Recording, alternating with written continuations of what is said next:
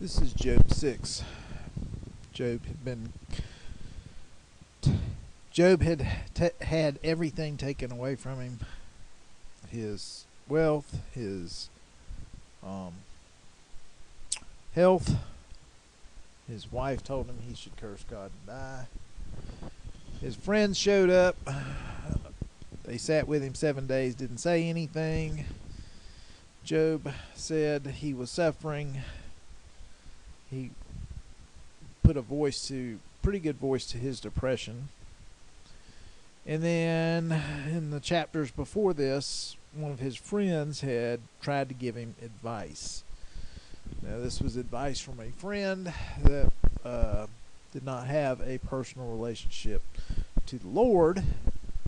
And so he was just giving him worldly advice and religious advice based on what he'd seen in terms of religion. But again, he didn't have a relationship to the Lord, so when you get advice like that that's worldly from somebody that doesn't have a relationship, it can be hard to take. And Joe basically is saying that, it's that kind of advice is not helpful. And so here we are in chapter 6, Job answering and said, "Oh, that my vexation were but weighed, and all my calamity laid in the balances. For now it would be heavier than the sands of the seas. Therefore have my words been rash." So he's saying he did this because he's really suffering. The sickness he's got, and everything else going on. The fact that he lost his kids is just an incredible burden. "For the arrows of the Almighty are within me, the poison whereof my spirit drinketh up. The terrors of God do set themselves in array against me." One thing to remember is that as bad as Job feels, or as hopeless as Job feels, even with all he's got going on, that's probably how our Father in heaven feels when we reject him. Because he wants relationship with us. He's not going to force us like a puppet. He's just going to do what he can to make us come to him by faith and have a relationship with him. So, verse 4 again. "For the arrows of the Almighty are within me, the poison whereof my spirit drinketh up. The terrors of God do set themselves in array against me." We all actually have a pretty good life. There are those that don't, but we actually are quite blessed if you think about it. What could be happening? Just look what happened to Job. God pulled down the hedge, and Satan sent his demons, killed all his kids, took all his cattle, and then ultimately God let the devil send diseases his way. So compared to that, we've got it relatively well, and there may come a point where we have to face things like that. And it is to either develop our faith, or it will be to develop the faith of those watching. "Doth the wild donkey bray when he hath grass, or loweth the ox over his fodder?" They probably don't. They probably just eat. It's when they're missing that they complain, when they're in discomfort. "Can that which hath no savor be eaten without salt? Or is there any taste in the white of an egg? My soul refuseth to touch them. They are as loathsome food to me. Oh, that I might have my request, and that God would grant me the thing that I long for, even that it would please God to crush me, that he would let loose his hand and cut me off."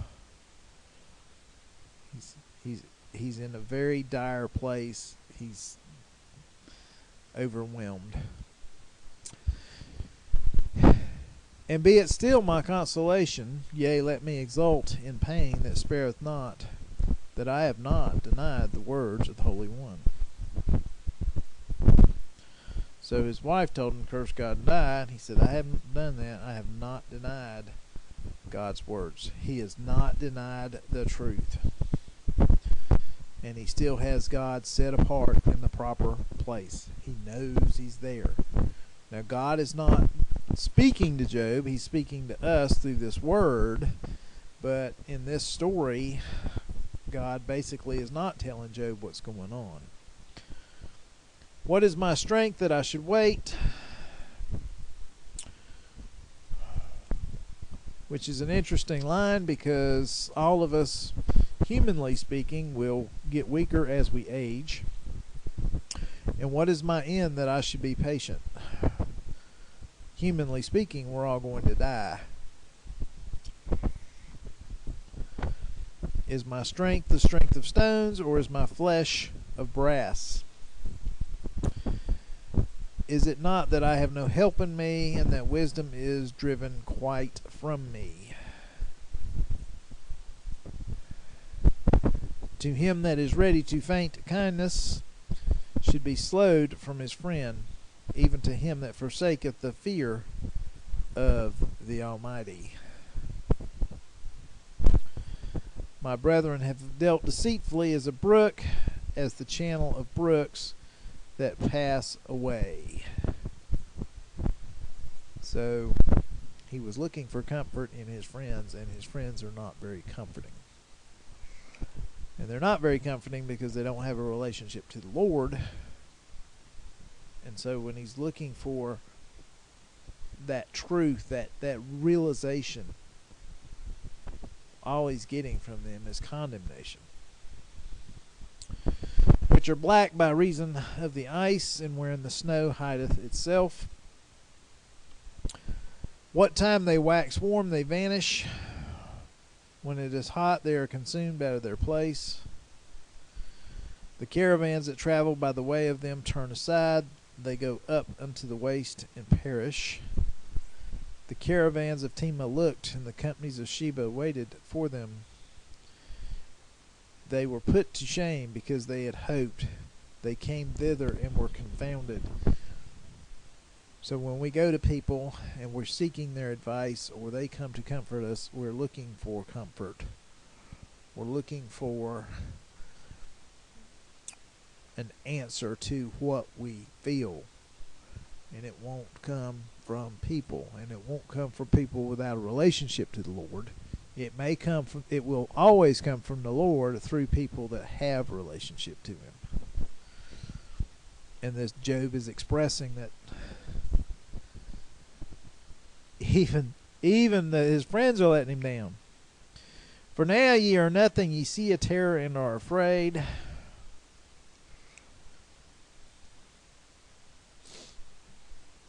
Did I say, give unto me, or offer a present for me of your substance?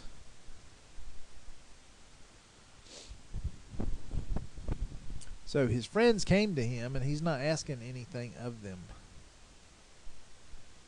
And yet they're scared. They see his condition. In their mind, they see the condition. They see the condition of someone who they feel like has sinned against the Lord, who is unrighteous. And God has punished Job for it, which is not the case, as we know, but his friends don't know it. And Job knows that he's not being punished for unrighteousness, because he knows that he has been faithful to the Lord. So it's so many dynamics here in this. So many. But Job's not asking for anything. His friends came to offer him comfort, and he's telling them they're not doing a very good job. Or deliver me from the adversary's hand, or redeem me from the hand of the oppressors. So he's not asking for wealth from him, or to be delivered from his adversary, or redeem him from the hand of oppressors, because he realizes that it's not man. He's not being oppressed by man. Teach me, and I will hold my peace, and cause me to understand wherein I have erred. How forcible are the words of uprightness, but your reproof, what does it reprove? So he's saying, where have I gone wrong? And they can't tell him that because they don't have a relationship with the Lord. And really, no person can tell you where you've gone wrong. That is between you and the Lord. He's your best friend. That's a prayer closet time. He will show you. And he will show you, if you want to know. Do ye think to reprove words, seeing that speeches of one that is desperate are as wind? So he's clearly hurting, and really they're helpless. They don't know what to do. Yea, ye would cast lots upon the fatherless, and make merchandise of your friend. Now therefore be pleased to look upon me, for surely I shall not lie to your face. So they're speaking to him without being in relationship to the Lord, so they don't have all the information. He is in a relationship with the Lord, and so he is speaking truth back. Return, I pray you, let there be no injustice. Yea, return again. My cause is righteous. So he's still maintaining that it's not due to sin that he's being punished. And really, a God that punishes sin is not in the characteristic of God that he is our Father. Fathers there has to be consequences for actions, but a lot of times the greatest lesson that a child learns is that if they just have to be responsible for their actions, you don't really have to punish them. They realize they should have listened, they should have done, that what the advice they were given was sound. And so in that way, God is our Father. He's not sitting there waiting to zap us when we step out of line. And so they're operating from that. Is there injustice on my tongue? Cannot my taste discern mischievous things? So, what has he said that's been unrighteous? So far, he's just voiced his feelings.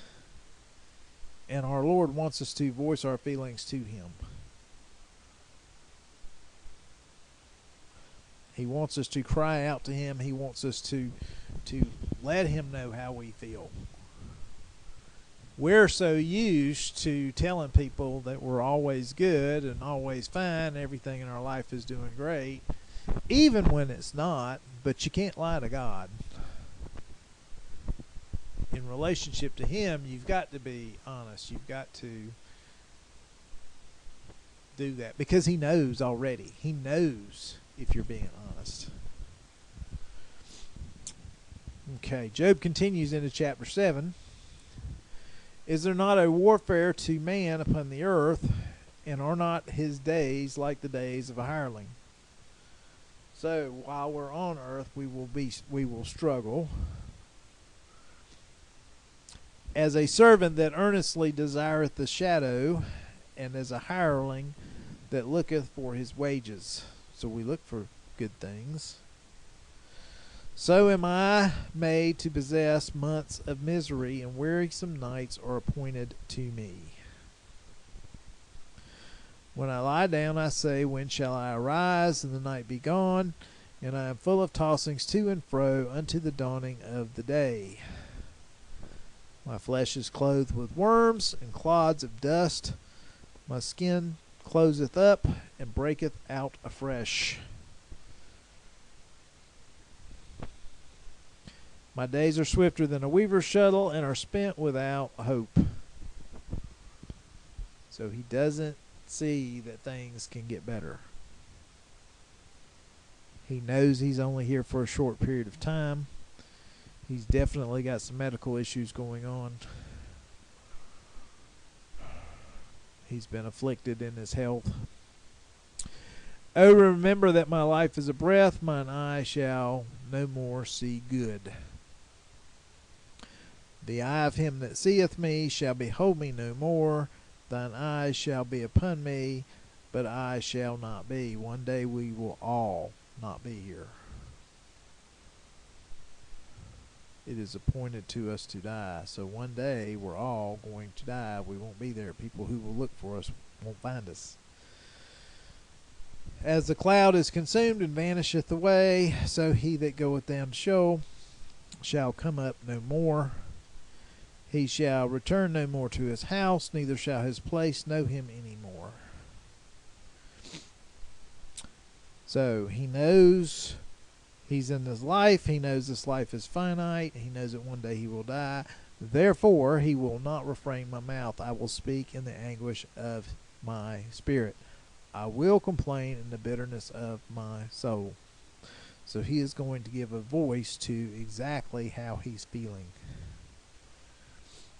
Am I a sea or a sea monster that thou settest a watch over me? When I say my bed shall comfort me, my couch shall ease my complaint, then thou scarest me with dreams and terrifiest me through visions. That is one place the Lord can reach anyone, is in their dreams, and by giving them visions. That is the one place.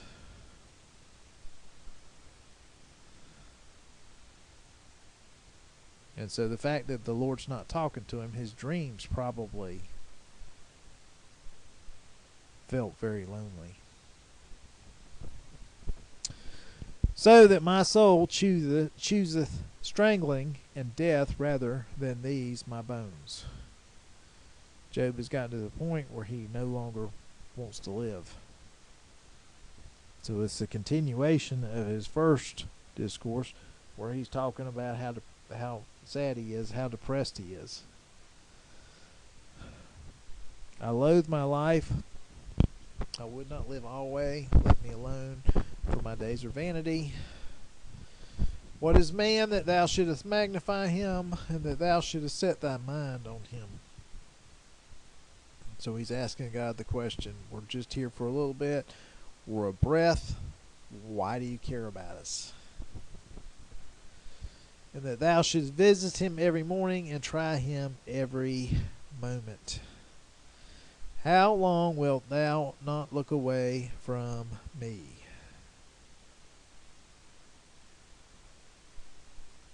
Nor let me alone until I swallow down my spittle.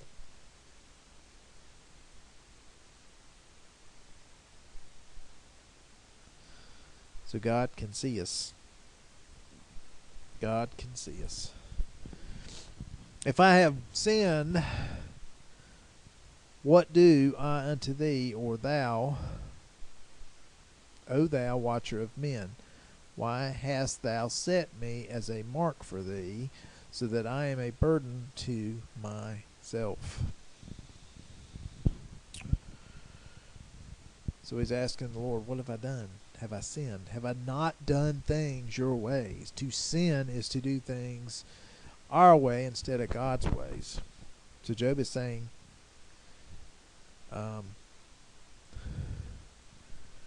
what have I done that wasn't of your ways? And yet, Job did all that was God's ways, and yet he is hurting. He's hurting. And why dost thou not pardon my transgression and take away my iniquity? For now I shall lie down in the dust, and thou wilt seek me diligently, but I shall not be.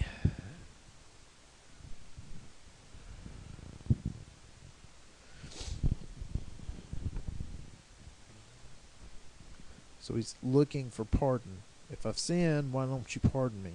Take away my transgression. Take away my iniquity. But he has diligently set God apart. He has diligently followed what God's ways are. And when you do that, you're not sinning. But to not sin, you've got to do things God's way.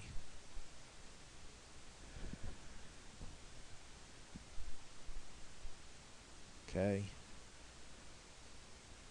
So why don't you pardon me? Why don't you take away my iniquity? He's longing for the suffering to be over. He's pressed on all sides. And he's asking God a question in verse 20 and 21.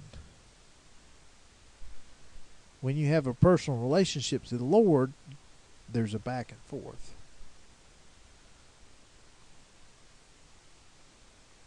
The Lord speaks, we listen. We speak, the Lord listens. It's a friendship. It's more than a friendship. It's best friends. It's relationship. These two verses are one of the signs that Job was in this relationship to the Lord, because in order to do things the Lord's way, you have to have a relationship with him, and you have to know of his ways. You have to know his heart. You have to know his character. You can't take the Bible and make it a list of do's and don'ts and say, if I do all the do's, then I'm good. The Pharisees did that. They knew the law. They had their rituals, but they didn't have a relationship to the Lord. So Jesus was always saying, your righteousness is there, but I don't know you. So they weren't in relationship. So for Job to be in a relationship where he was doing the things of God, he had to have known him. He had to be in that relationship. And now we get two questions. So we sort of know that Job is begging God to answer him. So God had this thing going on with the devil and said, have you considered my servant Job? Okay, you can do this to him. You can do this to him. And God didn't say, Job, I'm going to do this. This is what's going to happen, and I'm going to be there with you through it. He just let it happen. And he let it happen to show Satan that there are people, there are us clay vessels who realize that relationship to the Lord and doing things the Lord's way is more important than anything we can get in this life. Anything. Anything we can get in this life. So following the Lord's ways, knowing him, should put knowing him first. Knowing him and then learning of his ways and following them. And let's go back to knowing him. Having that relationship where there's back and forth, knowing his ways and following them. The following them is going to be the outward sign. But it comes out of a relationship of knowing him and being like him, because you realize his ways are best. So other people are going to see that, but it's not our goal to do that. Our goal is to draw closer to him. Because do we care what other people think? We shouldn't. We should care about what he thinks. Because he's the one that is set apart.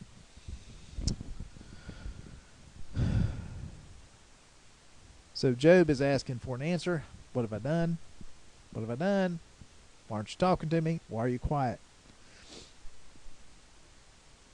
Plus the fact he's in all this anguish and pain. And so physically he's he's got this pounding, can't get relief condition. But he knows that God is there. He knows he has a relationship with him. He knows he's been doing things God's ways. And now all is quiet. That's the anguish. That's the anguish that Jesus felt on the cross when he said, my God, why have you forsaken me? Because his physical body was being offered as a sin sacrifice for all of us. And God got quiet. Jesus communed with the Father all the time. But during that period of time on the cross, it was just him. Same thing here. So this is actually in the one of the oldest books of the Bible.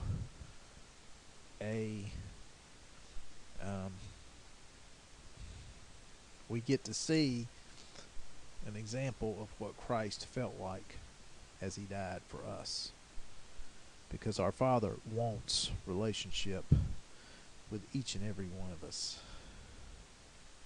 It's not his desire that any should perish, no, not one.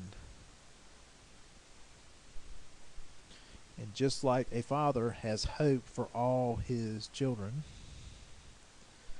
and wants good things for all his children, some of his children will choose not to have a relationship with him and do their own thing.